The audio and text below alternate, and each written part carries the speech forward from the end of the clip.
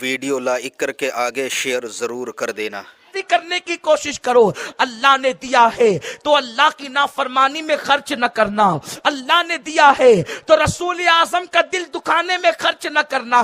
جب اللہ نے دیا ہے تو تلاوت قرآن کرو، غریبوں پر صدقہ کرو، غریبوں پر خیرات کرو۔ اے خاتون جنت کی کنیزوں، آج ہم عورتوں کو دیکھتے ہیں، اگر مالدار شوہر مل جائے یا مالدار گھرانے میں ایک عورت پیدا ہو، اس کا باپ مالدار ہو، تو گناہوں کی راہوں میں عورتیں پیسہ خرچ کرتی ہے، نیکی کی راہ میں خرچ نہیں کرتی۔ لیکن آؤ میں تمہیں بتاؤں، جب اللہ کی دی ہوئی دولت کو اور اللہ کی دی ہوئی طاقت کو خدا کی نافرمانی میں خرچ کیا جاتا ہے تو اللہ وہ نعمتیں چھین لیتا ہے، بے قراری میں مبتلا کر دیتا ہے، بے چینی میں مبتلا کر دیتا ہے۔ اے خاتون جنت کی کنیزوں، سنو سنو، تمہارے گھر کے اندر سب کچھ موجود ہے، پھر بھی تم خدا کی نافرمانی کر رہی ہو۔ لیکن آؤ ذرا سیدہ کائنات کی زندگی کو دیکھو، سیدہ فاطمہ سلام اللہ علیہا کی زندگی کو دیکھو۔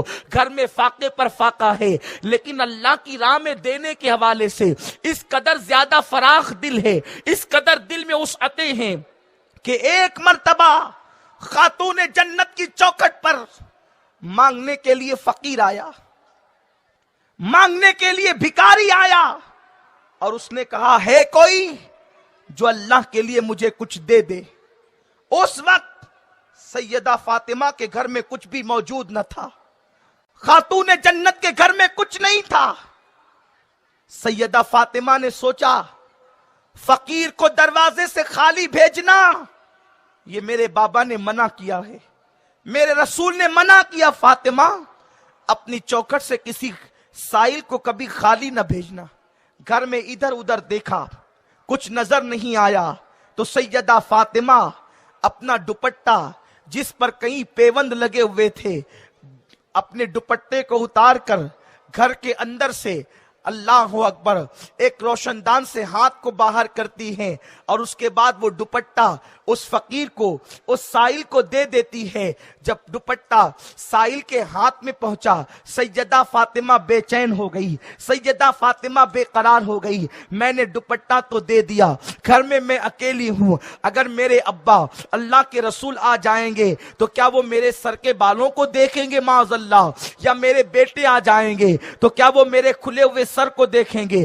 بے چین اور بے قرار ہو گئی۔ ابھی بے چین اور بے قرار ہی ہو رہی تھی کہ ایسے میں دروازے پہ دستک ہوئی۔ جب سیدہ کائنات سیدہ فاطمہ سلام اللہ علیہا کے دروازے پہ دستک ہوئی تو دروازے پہ دستک کے بعد آپ کے دل کی دھڑکنیں تیز ہو گئی، آپ کی بے قراری بڑھ گئی، آپ کی بے چینی بڑھ گئی۔ ایسے میں سیدہ فاطمہ نے ڈرتے ڈرتے پوچھا کون ہو؟ تو باہر سے آواز آئی فاطمہ میں تمہارے بابا کا غلام ہوں، تمہارے ابا کا غلام ہوں۔ سیدہ کائنات سیدہ فاطمہ نے پوچھا کیوں آئے ہو، آنے کی وجہ کیا ہے؟ تو آنے والا وہ کہتا ہے کہ میں تمہارے لیے تحفہ لے کر کے آیا ہوں۔ اور اس کے بعد باہر سے جیسے ہی تحفہ اندر کی طرف اس نے پیش کیا تو کیا دیکھا سیدہ نے؟ خوشی کی انتہا نہ رہی کہ بڑا خوبصورت دوپٹہ تھا۔ سیدہ فاطمہ نے جلدی سے وہ دوپٹہ اوڑھ لیا، اور اوڑھنے کے بعد ابھی دوپٹہ اوڑھ کر کے سجدہ شکر ہی ادا کیا تھا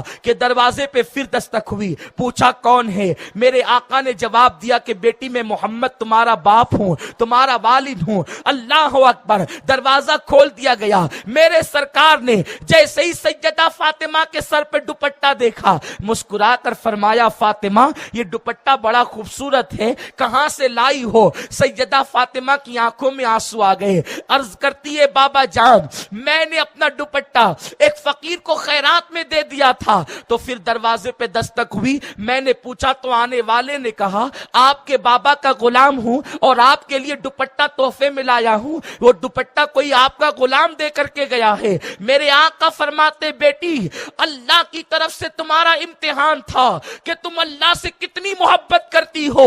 اللہ نے جبریل کو فقیر بنا کر تیری چوکھٹ پر مانگنے کے لیے بھیجا تھا۔